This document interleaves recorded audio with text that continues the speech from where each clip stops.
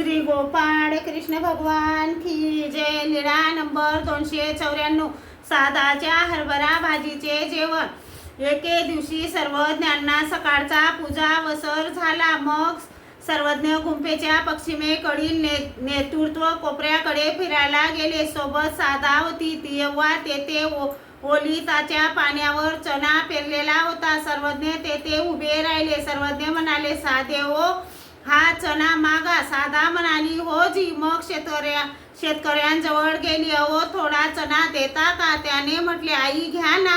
गेली। चण्याचे झाड उपटायची, मुळाकडील भाग तेथेच टाकायची, वरचा भाग घ्यायची। त्याने म्हटले, आई हे काय करता? साधा म्हणाली, अहो, चणा कसा खडायचे ते मला माहीत नाही। त्याने मनाशीच म्हटले, ही नुकसान करेल म्हणून त्याने स्वतःच आपल्या हाताने चणा भाजी खडून दिली। साधा घेऊन आली, सर्वज्ञांना दाखवली। सर्वज्ञ म्हणाले, साधे हो, गावात जा, ब्राह्मणाच्या घरी स्वयंपाक करा।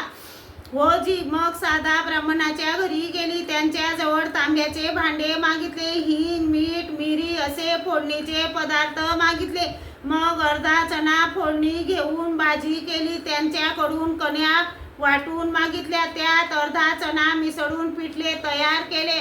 मग घेऊन आली, बाईसाच्या हातात दिले। सर्वज्ञांना पूजा वसर झाला। मग बाईसांनी सर्वज्ञांसाठी ताट केले। बाईसांनी ताटात दोन्ही भाज्या वाढल्या।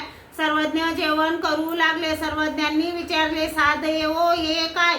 जीजी, एकाच प्रकारची भाजी कशी करावी म्हणून अर्ध्याचे पिठले केले आणि अर्ध्याला फोडणी दिली। मग सर्वज्ञांनी विचारले, तेल मीठ कोठून आणले? जीजी, तेथूनच मागून घेतले। सर्वज्ञ म्हणाले, बाई साधा कार्यकुशल आहे, तुम्हाला तिची मदत होईल। बाईसा म्हणाल्या, हो बाबा। सर्वज्ञ म्हणाले, बाई चणा चांगला झाला, अडणाही नाही आणि खारटही नाही, करपलाही नाही, चांगला शिजला। मग सर्वज्ञांचे जेवण झाले। गुन्हा केला, विडा घेतला। श्री गोपाळ कृष्ण भगवान की जय।